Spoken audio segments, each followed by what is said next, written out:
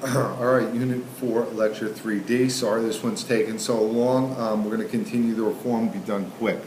I want to go back and just clarify. Elizabeth Cady Stanton, Susan B. Anthony, women's suffragists looking for the right to vote after the Civil War. Okay, after the Civil War. Dorothea Dix again was on mentally ill prison reform. The goal was to improve the conditions of prisoners and the mentally ill, focus on rehabilitation of prisoners and ill, not punishment of. All right. The next big reform movement or rise in reform movements is going to be with abolition.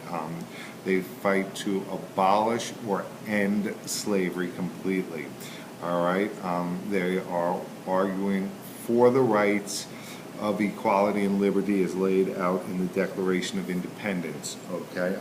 Naturally, the push for emancipation or immediate freedom is going to be strongest up north, where there is no economic ties or necessity of slavery. All right, important abolitionists to remember: William Lloyd Garrison. He publishes The Liberator. All right, he publishes an abolitionist anti-slavery newspaper.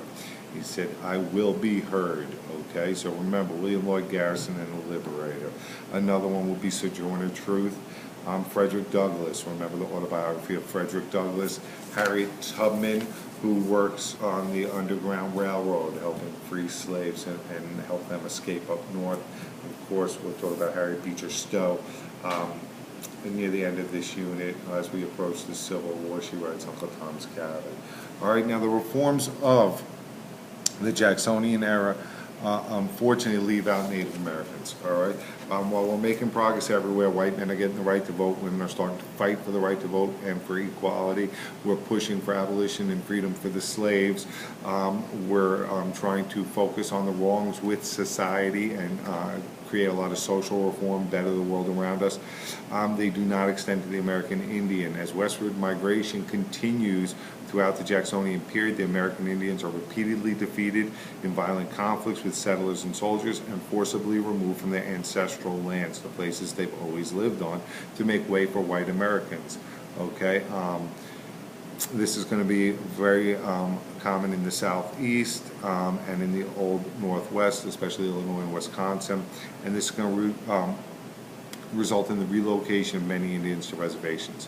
In 1830, at President Jackson's request, Congress will pass the Indian Removal Act, which required the forced relocation of the Southeast Indians to a new Indian territory in Oklahoma. This forces the Cherokee off their lands and moves them to Oklahoma. And this is in 1838. 1839 becomes known as the Trail of Tears. 1/4 of the 15,000 Cherokees forced to relocate at this time die from sickness, hardship, and weather, starvation. A lot of the other tribes were forced to move at this time too: the Creeks, the Choctaws, Chickasaws, and the Seminoles. All right, Jackson is firmly anti-Indian, anti-Native American. Okay, so we have the Trail of Tears, the Indian Removal Act. This would also be, I think it's Rochester versus Georgia, where John Marshall sides with the Cherokee Nation and says they don't have to move. And Andrew Jackson says John Marshall has made his decision, let him enforce it. Meaning John Marshall and the Supreme Court cannot enforce their decisions. That's the job of the executive branch. And since Jackson won't help them, nothing can. The Cherokee are forced off their land to move west. All right, that's it for Lecture 3. Again, sorry it took so long. We have one more lecture for this unit, which I will get up shortly. Thank you.